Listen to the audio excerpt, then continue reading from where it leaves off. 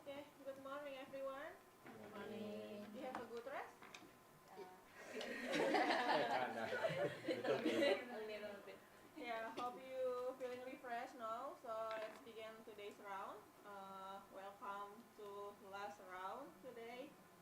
And yeah, I just want to make sure again, you D108 and D111, right? So I'm Rika. I'll be a referee for today's tournament, and I'll be introduce our judges behind me. There is Miss Putri and also Miss Annie here. So first of all, we will toss the coin, and the winner will decide either to present first or respond first. So would you like to pick the head side? Yeah. Who would like to pick head side? Yeah. Okay, so head side, yeah. And you are the tail.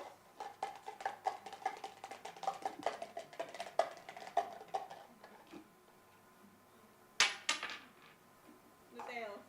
Details. Okay. So you can decide. You can go first. Okay. So you present first. So operator, please 111. PPT for 111.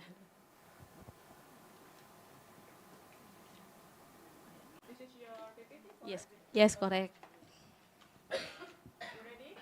Yes, you are ready. First of all, I will also inform about the rules. You are not allowed to bring any gadgets on the table, and you are not allowed to talk to other team during intermission between rounds. All clear? Yes. Okay, yeah. So we will start the round. 3 minutes starting from now. Good morning, judges and research fellow. My name is Umu Ditya Eliana, and my partner here, Muhammad Niregiono. We are from D111. So today, I will presentation our study on comparison of nutritional status before and after chatbot-assisted dietetic nutrition care implementation in pediatric oncology patient. This research collaboration expertise with the health, nutrition, and then artificial intelligence expert and also health informatics. Next, please. Okay, can you imagine that every year 400,000 children were diagnosed with cancer, and then because there is a cancer there is a vulnerability because of they will have a pure intake and then metabolic changes, and also there is a gastrointestinal symptoms such as nausea and vomiting. Therefore, we need to personalize and precise when we do nutrition intervention to prevent poor nutritional status. So we have opportunity to improve our intervention by using chatbot-assisted dietetic care. This chatbot will help dietitian to do nutritional monitoring, to identify malnutrition earlier, and then also help dietitian to lead the intervention and help them to clinical decision support efficient. Next, please. Okay, this is the research gap. So why we did it? So we did the retrospective cross-sectional study at Saiful Anwar Hospital And then we assess the medical record initially from 158, and then finally we only analyze 101 medical record of patient. What we assess the primary outcome. It was a nutritional status from weight for age, height for age, weight for height, and then BMI for age. Also, we assess the relative clinical outcome. It was hospital length of stay. Next. And then let me highlight the key finding or the key result of our study. So the first one, almost the all category of patient had normal nutrition status, and for the stunting group only, it was a decrease before implementation of AI from 17.6 to the 6%. And then the chatbot showed that was not significantly changed overall nutrition status during the study period. Next, please. So we hope that we can have the primary study this year by longer observation, also increase the number of patients we observe. Thank you, and we welcome for feedback. Thank you. Thank you. So now you have 6 minutes in total, and you have 30 seconds to respond. You have 1 minute to defend. 6 minutes starting from now. Okay, thank you for the opportunity.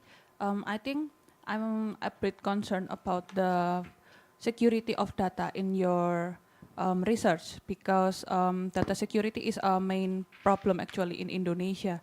I don't think that your research is secure enough in terms of data. Okay, thank you so much for your question. So my background is computer science. The security is our priority because the system is it's already tested with the black box testing and white box testing. We use the scanning the algorithm, and after that we install the HTTPS with make sure the security, the data privacy is secure. So that's why we already to use the security data.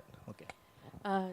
What we want to disclose is this ChatGPT we created from scratch, from zero. So we have AI expert there from AI Center UB. So we created from the medical record from Saiful Anwar General Hospital. We didn't use like ChatGPT or something that from outside there. So we created from scratch. That's why the data privacy or HIPAA we are used as a main priority. Thank you. Next, in your research, you use stunting, right? Baby or children. Both. So Both, okay. under 16 months or 5 years and more. I'm just curious about your treatment because I wonder if this implement in children with cancer, and then I think it's so biased if you use this data because cancer and stunting is different. How to ensure that the stunting is because cancer? It's oncology pediatric, right? So. I haven't get the point yet, but I want to try the point. Maybe you said about the stunting. Yes, we have medical record from all the patients, so we know the record from the patient, right? From long time ago, since they are joined as the patient in Saiful Anwar Hospital, and then we train also the cancer treatment there. So why they get stunted before and after the chatbot implementation, we have the track record from the medical record. Okay, so this is a chatbot assisted, but how if I don't think there's someone, I don't think this technology are worth to be implemented because if there's a mistake, it will require a human in the end. I mean, why do you need to add cost to the way to treat or way to monitor the children's status if in the end we still need a human? Yeah, of course. We still need a human. That's why our system last year validated by 3 expertise. They were a pediatric oncology, dietitian, nutritionist that specialize in nutrition for who had experience for more than 10 years. So the system has been validated even though it was just a baseline to help the dietitian get the accurate information. So actually why we got from the stretch because we want to see the style of dietitian or nutritionist in Saiful Anwar Hospital. So when they ask the question, the answer will be based on the medical records from Saiful Anwar itself. So it's not hallucination because we use database from the medical record from Saiful Anwar. That's only help faster track the information from the kit or from the previous intervention from medical record. That's just help to more efficient or fasting. Okay, in your study, you mentioned stunting and not stunted. I mean, those two terms are actually different. When you talk about stunting, the measurement should be more robust. I mean, stunting also related to the infection issues, and I don't think chatbot can do assessment about that and monitoring about that. Yeah, actually, we cannot overclaim that our chatbot will have to decrease stunting solely just because the chatbot. Maybe we will also like know that there are several issues or multifactorial that influence nutrition status, not only just because the chatbot. Maybe because the dietitian get the faster, more precise, more personalized intervention, not just because the chatbot. It just only tool to help dietitian, but not intervene the patient directly. Just want to help dietitian. Okay, so if I don't think chatbot cannot do anything if the stunting are related to infection.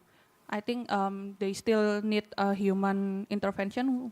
Those chatbot is a bit useless. So let me answer this one. So the chatbot was not designed to replace dietitian because it was used as a supportive tools to assist nutritional mentoring. So we developed with the RAG model. So there's a framework to help dietitian to get the based on data. So like WHO and Ministry of Health. So they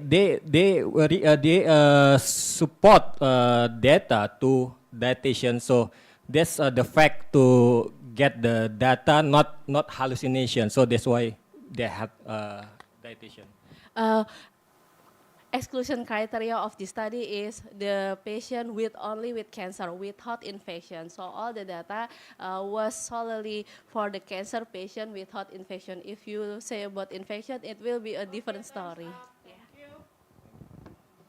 Now you have 1 minute to take a break before next round.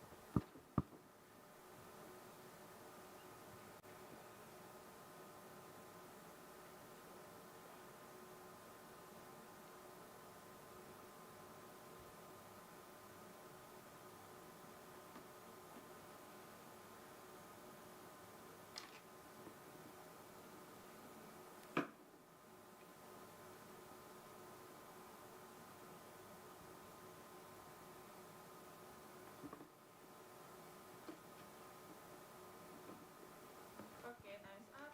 Next team, you ready? Operator ready?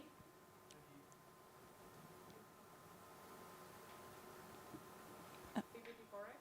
No, no, no, It's not. no. It's like This is my slide. Yang satunya mas.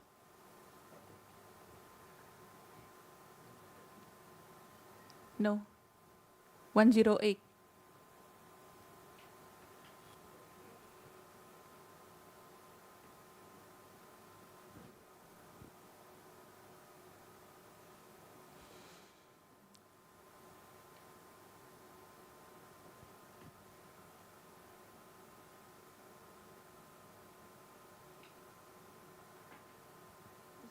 Yes.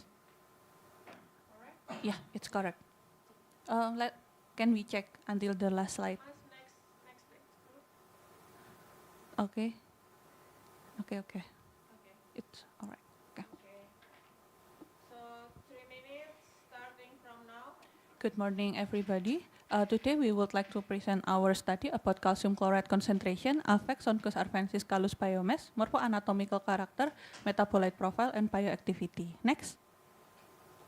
Okay, so Soncus arvensis is a medicinal plant rich in diverse bioactive metabolites with important pharmacological properties.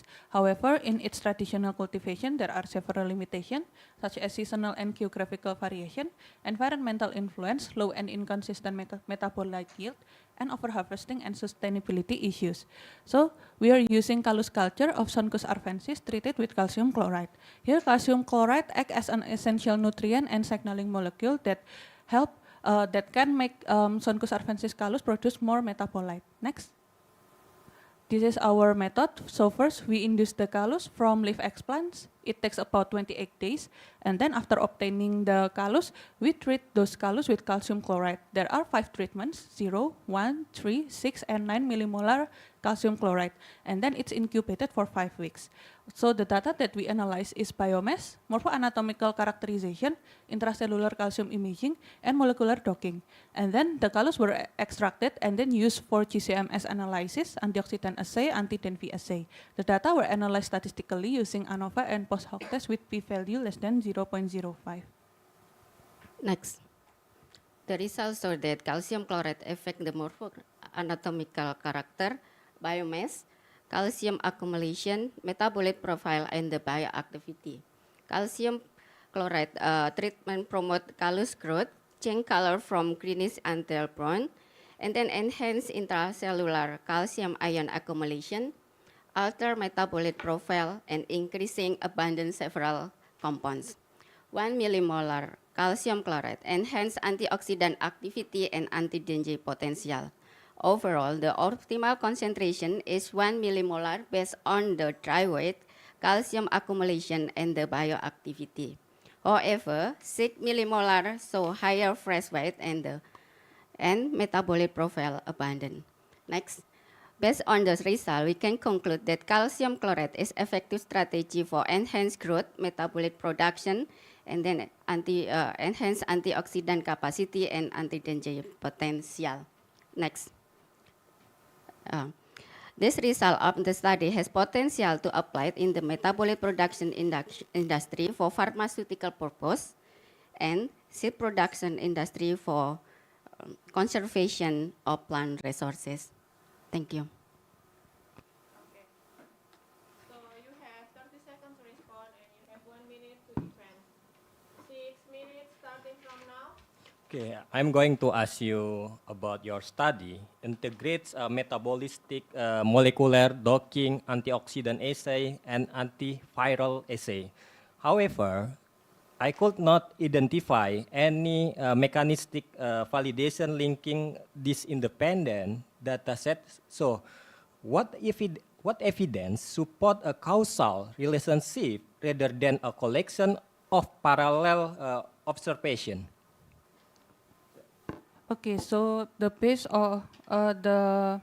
background of why we use calcium chloride is actually based on the previous study that already explained the mechanism of calcium in plant signaling pathway. And in this molecular docking, we further confirm that calcium able to interact with several key proteins that related to plant growth.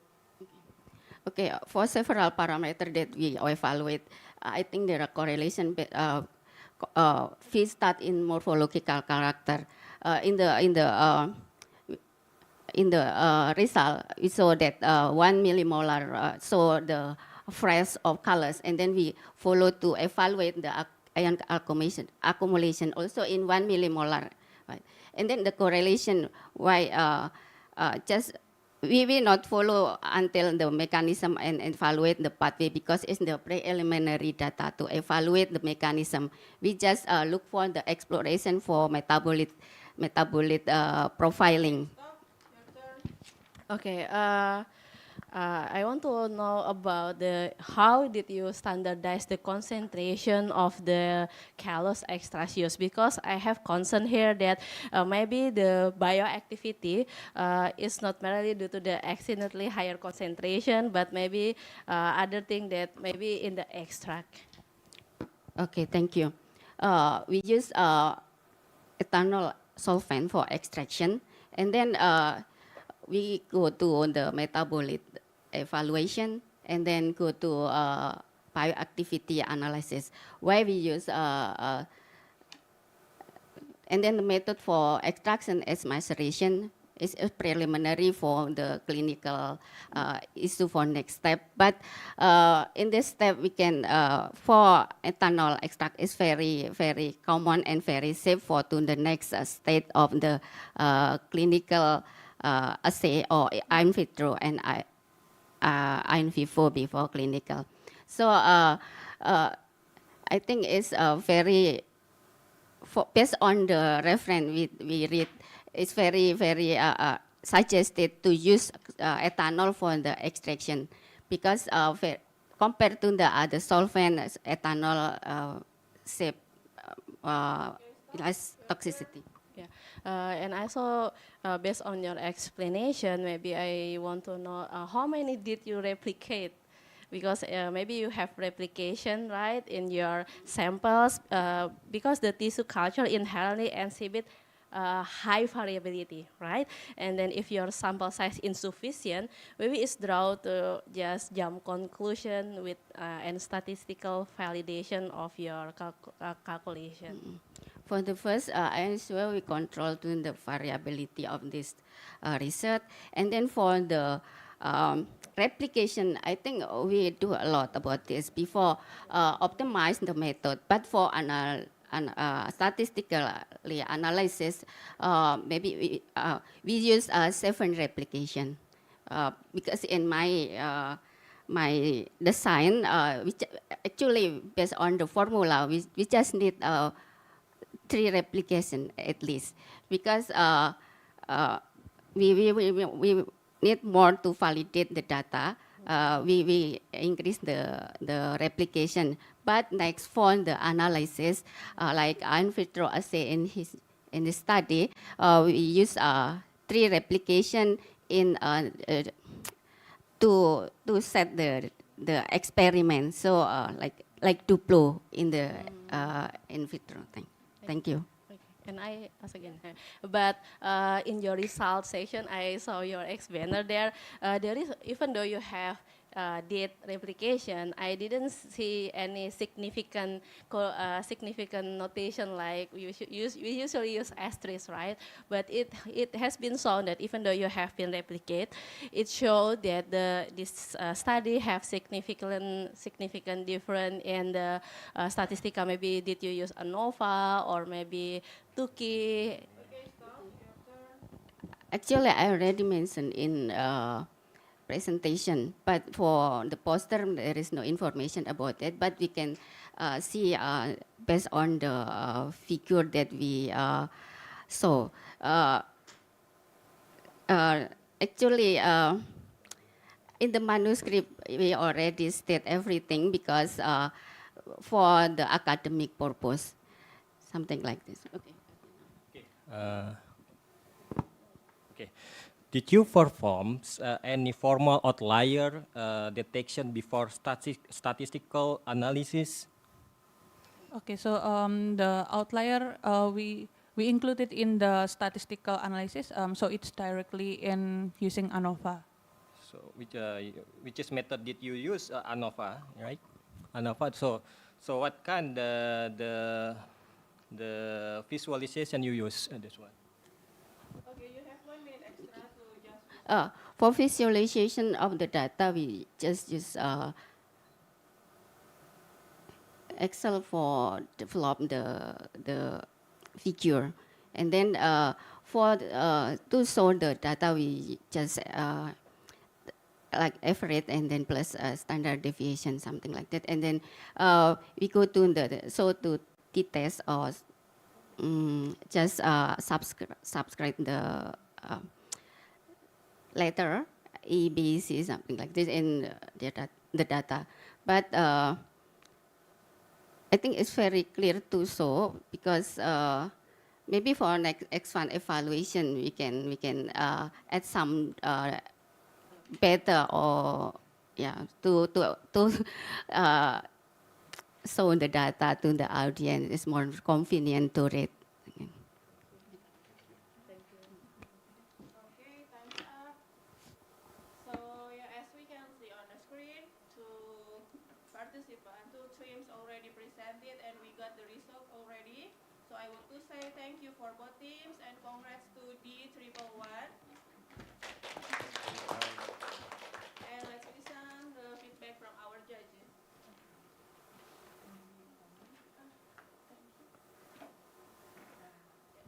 Okay, just comments.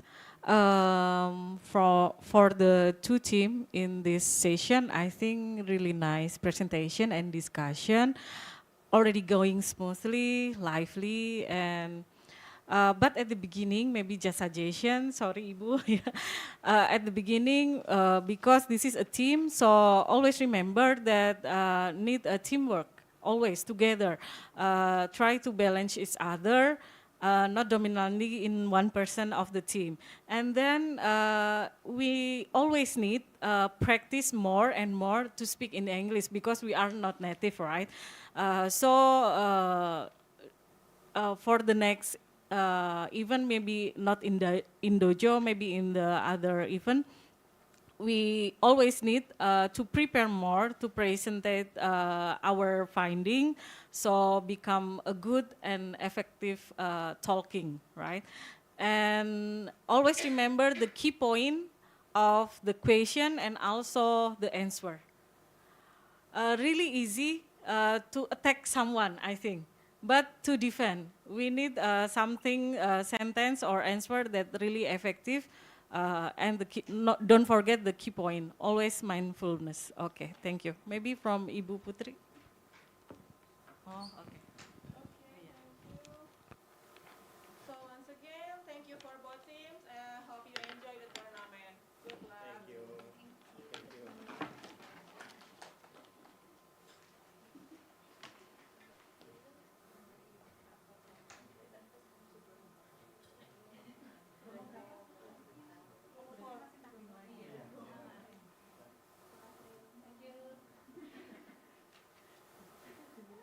Next team, D95 and D59.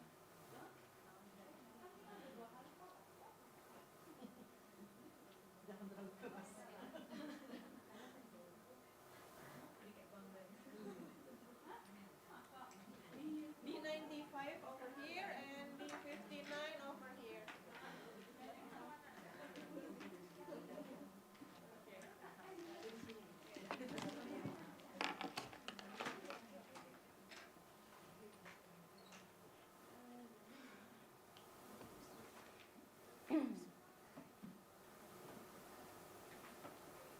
So I want to make sure once again, D95 and D59. Operator ready? Ready. Okay. So hello everyone. How's your rest? You have a good rest? Not really. Yeah. Hope you have. Hope you feeling refreshed now. So let's begin. Okay. Sorry. So let's begin today's tournament. I'm Rika. I'll be your referee for this tournament, and I will introduce our judges behind me. There is Miss Putri and also Miss Annie. So I want to inform about the rules first. You are not allowed to bring any gadgets on the table, and you are not allowed to talk to other team during the intermission between rounds. All clear? Yes. Okay, so first, I have coin here. We will toss the coin, and the winner can decide we either present first or respond first. So would you like to pick the head side? You. So you the tails here.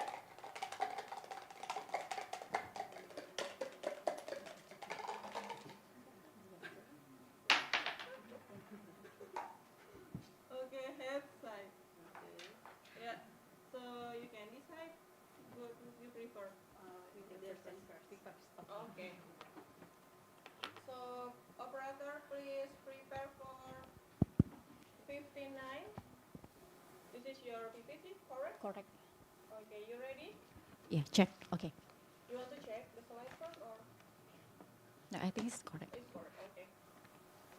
So you have 3 minutes to present and after 6 minutes for debating. 3 minutes starting from now.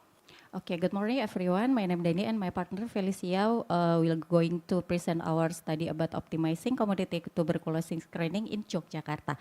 Next, as we know, Indonesia have a high TB burden and ranks second globally.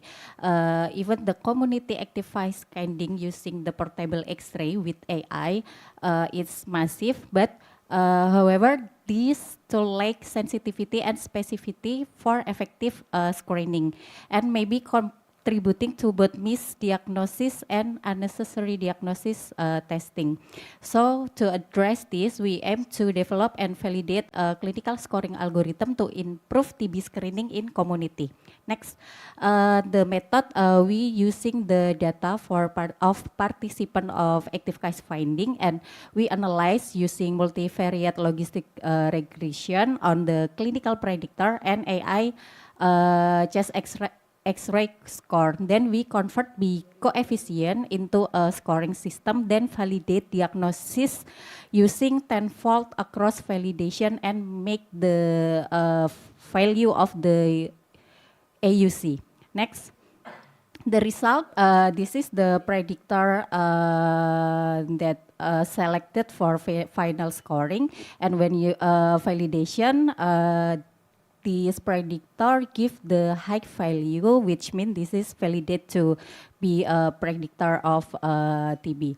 Then next, Table 2 is the score that we develop, and we use the cutoff equal above 11 to with the high sensitivity and specificity get over 93%. And the result, we using our scoring system that we develop, this is different if compare with the current screening algorithm. Just focus in point 1 and 2.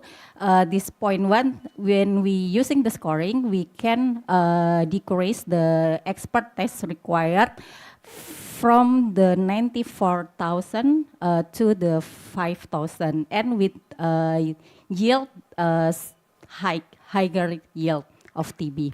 Next, so this study, our study can translate a complete multivariate regression model into field level and easy use and resource efficient triage tool.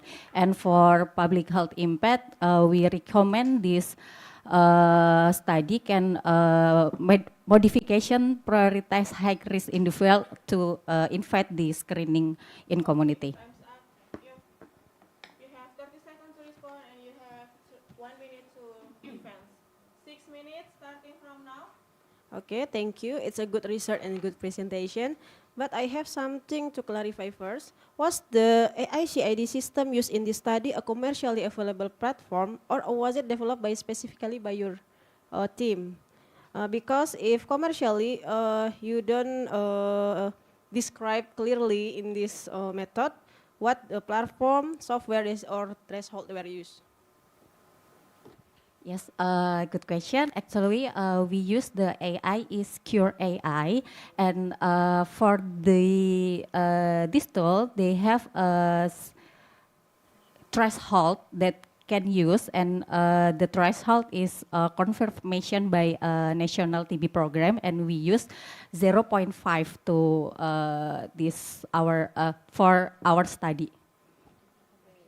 Yeah, this is a commercial platform. Okay, this is okay. It's clarified first. Okay, then second question is, has the ICID system been used prospectively since the beginning of data collection in 2022, or was it applied retrospectively during this study? If it was applied retrospectively, could difference in chest X-ray image quality over the 3 years period introduce bias or affect the accuracy of AICID interpretation? What I understand is this is a cross-sectional study, so this is implemented together with the MOH and Dinas Kesehatan District Health Office.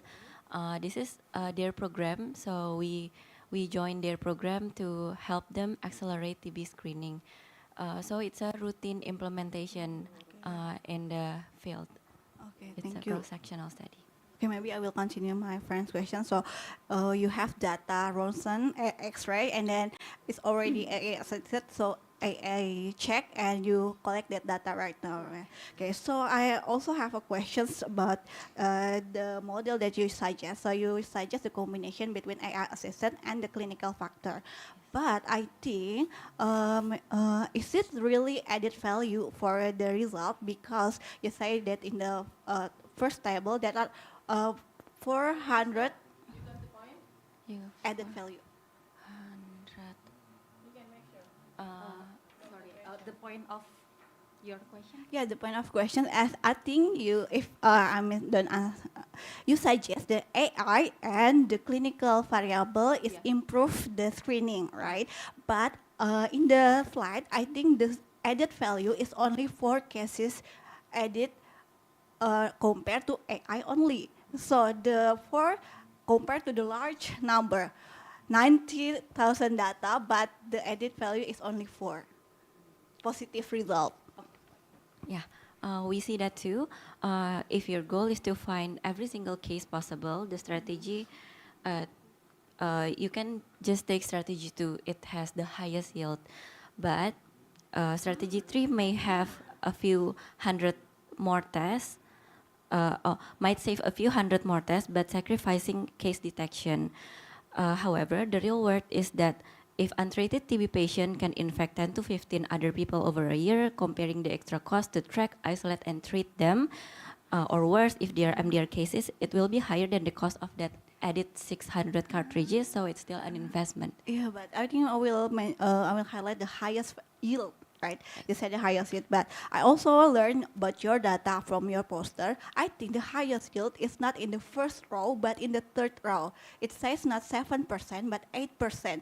For I only checked it. I mean, maybe you can check again your table, but I want to clarify if the yield is greater for AI only, so the yield for AI and clinical is not really better than AI only.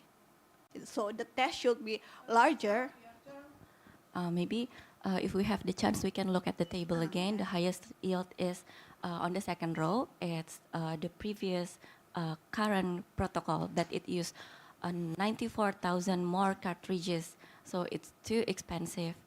That's why we propose the scoring system. Okay, but I think maybe you means that the yield is the lowest for the 19,000 sample because you for 90,000 data you have only 400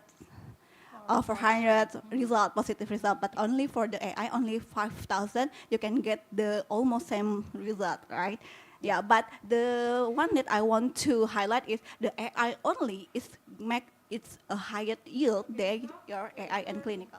Yes, I think maybe just for different, right? Because you just using checks X-ray and the symptom, but in the community context of health, that the screening is The budget can still cover that programmatically, and also people with immunocompromised condition, they won't have typical X-rays findings, so it will be hard to find people with DM and HIV, and they are the comorbid of TB, they are friends with TB. We should find them, so we cannot just use the CAD chest X-ray. Okay, but maybe one, I think I also have think that maybe you can also consider that not a parallel screening, but maybe sequential screening. So AI first, and then some AI result that really has an important clinical like that. Each one, I think it's more make yield more higher than you have that parallel screening, I think. We have. Stop, you have 1 minute extra just to respond. Okay. Actually, what you suggest is already in the TB screening guideline, national TB screening guideline for the ACF in Indonesia. They have compared between the sequential positive, sequential negative, parallel, and symptoms only. However, the highest sensitivity and specificity is highest if we use the parallel screening. So if we have the resources to do that, if the Puskesmas is equipped to do chest X-ray and also symptom screening, of course, because they have doctors, then we have to choose the parallel screening. You have 25 seconds to respond. Nothing else? Okay. Time's up. So now you have 1 minute to take a break before next round.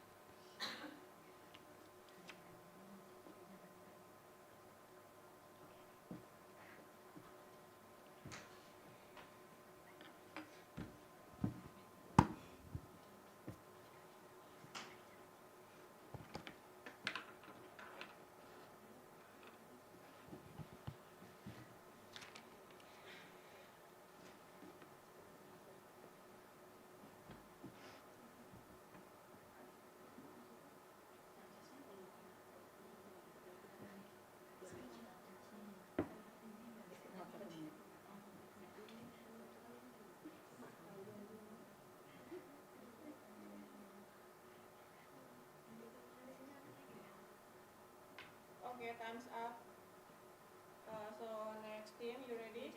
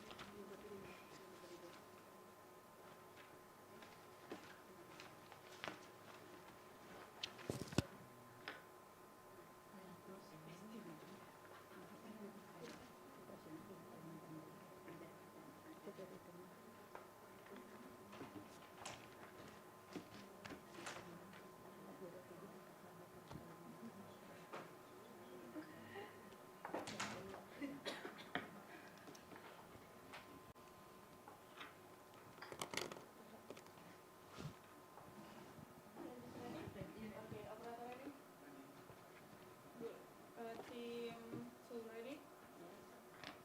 your PPT? Okay, 3 minutes starting from now. Okay, thank you for the opportunity. We would like to explain about our research, genome-based characterization of carbohydrate active enzyme in marine Bacillus sp from Pelapis Island, West Kalimantan. Do you know that marine has many diversity of enzyme than terrestrial?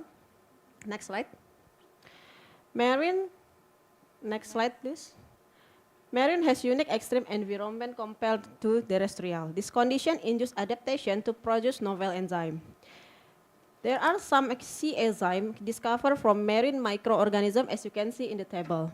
From our previous research, we found the marine Bacillus sp from Pelapis Island which has potential source, unique and new sea enzyme and also has a promising source of novel sea enzyme. And now, why Pelapis Island we choose? Because Pelapis Island was an island in West Kalimantan. It has largely unexplored marine habitat located near marine conservation area and adjacent to human settlements. So this combination of natural condition and anthropogenic influence may drive microbial adaptation to produce novel enzyme. Next. So this is the method we use. We did from isolate culture until bioinformatic analysis process. We found from taxonomy analysis that our isolate has 94% similarity with Bacillus paramobilis that indicate a new strain may be a new species. Based on functional annotation with Bacta, we found almost 5,000 potential gene and we found 281 C enzyme. And we can define the genome map visualization based on our WGS data. Next.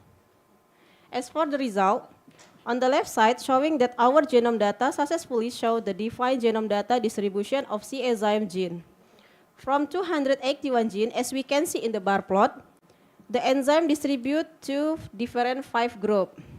And also, we successfully diverse G813 subfamilies, and we found key enzymes such as alpha amylase, pullulinase, and alpha glucosidase, and this finding indicates strong start to glucose conversion potential. The genomic data confirm our previous observation of amylolytic activity. Next. As for conclusion, marine Bacillus sp from Pelapis Island is a potential source of novel C enzyme for starch bioconversion. And our next research will move to enzyme characterization of this isolate. Thank you. Thank you. So you have 30 seconds to respond and you have 1 minute to defend. 6 minutes starting from now. Okay, thank you. This is the good study. I just wondering, in your abstract, you mentioned that the draft genome is fragmented assembly, right? However, the key genome matrix panel in your paper doesn't include in the N50 value or number of contigs.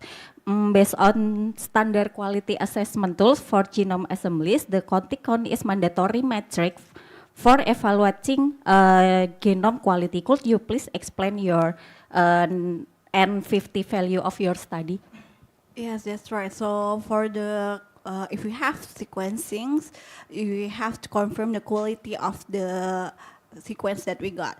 The quality we check with FastQC, and also the assembly and the score of all the draft genome is analyzed by Busco analysis. And the standard, if it's nice draft genome, if it's more than 60 to 80%. And our research says that Busco is more than 95%. So it's really good draft genome, even it's only fragmented, but it also coverage almost 95% in the genome. Okay, and then your ANI, average nucleotide identity, is 94.39%, right? Which falls below the widely accepted 95 to 96% threshold for species demarcation. Why did you classify this in your poster as a new strain rather than performing DDDH, digital DNA hybridization, to confirm it as a completely novel species? Yes, that's true. But we have an average nucleotide identity to determine if it's a new species or no, right? For 95% is the threshold, but in previous our minicam, there also Ms. Ajang that said that it could be not higher, but also with a new novel activity. So we think that from the ANI only, we can determine it is novel species also, no, but we have to make sure. But so the DDH is only the additional assessment, not the big one like AN1. The gold standard is for the identity is any instrument, I think. So it's only additional to make more clear about these new species. Also. Okay. Okay, thank you. I look in your paper, your Cazimus family distribution chart showed that GT genes over than GH genes, right? According to the Kazim database, GT function primarily in carbohydrate synthesis, not degradation. Could you explain why your entire narrative from your abstract to the conclusion focus almost on stretch degradation potential, while overlooking the genomic? Yes, I get the point. So why focus on GH if the biggest result is GT? Yeah, because our aim of this study is a whole new research, our roadmap. The first roadmap is we want to find an enzyme for starch degradation. So it's only for the amylolytic activity, means the ability for degrade the starch into the glucose. That's why we only focus on glycosyl hydrolase. We want to find the enzyme that can hydrolyze the starch. Yeah, because it's industrial applications. Because our target is find the new enzyme in glycosyl hydrolases. And your poster also claims to provide molecular evidence that explains the phenotype. However, a genome only represents an organism's potential. Since you only have genomic data, how do you know which of those 281 enzymes are actually being transcribed into RNA and expressed as functional proteins that degrade starch without transcriptomic or protein assays to show these genes are actually turned on? Aren't you just guessing on the connection? Yes, the connection.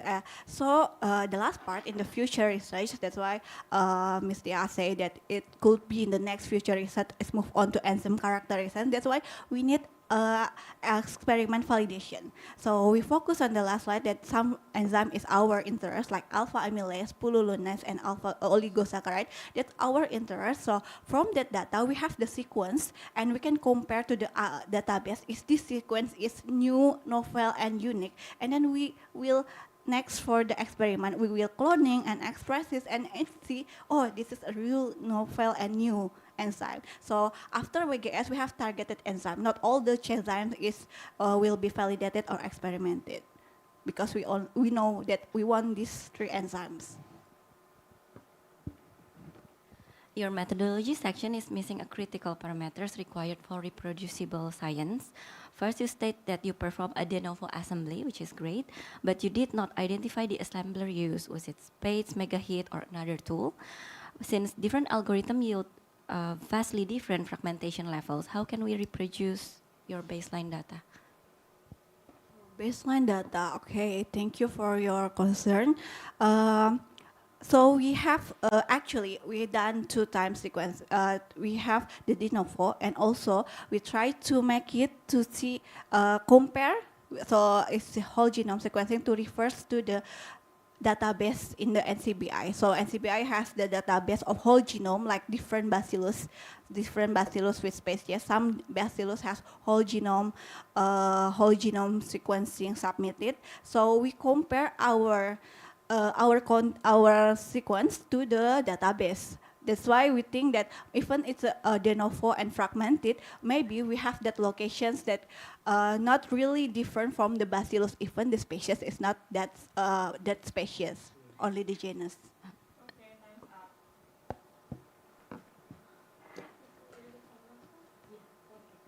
So yeah, both team already presented, and I want to say thank you for both teams, and congrats to the winner, Team D59. So now let's listen any feedbacks from our judges. Yeah, thank you for the discussions, quote to quote, yeah, aka the debate. Yeah, it's a nice debate, but I think there are critical points that at least myself pointing out that makes this team apa namanya get the higher score, be the winner for this team. The first one is about the directness. So because in couple times when you address questions to the team, it's quite lengthy and not straight to the point. Although actually your questions is really good questions. pointing out some really good question, but the way you deliver it, it should be more comprehensive than what you had done. And the last one, the really last questions you asked about the reproducibility, but actually your answer is also right, but your answer is about how you do it right, not how it is reproducible. So you missed the points there. So I guess those two things that overall is good, but I think those 2 points that makes this team a bit higher than your team. And also just a bit note from your study, I guess it's not multivariate, it's multivariable, right? When you have only one Y. The Y is only one, the dependent variable. You have one or you have more than one? Dependent is change expert. Y. Y-nya. Kan ada Y sama X. What is your dependent variable? How many dependent variable you have? The outcome, right? Yeah, the outcome. It's just positive change expert. Yeah, only one, right? Now, it's not multivariate, but it's multivariable. Yeah, multivariate means that you have more than one Y, but if you have more than one X, one Y is multivariable. So it's really 2 different concepts.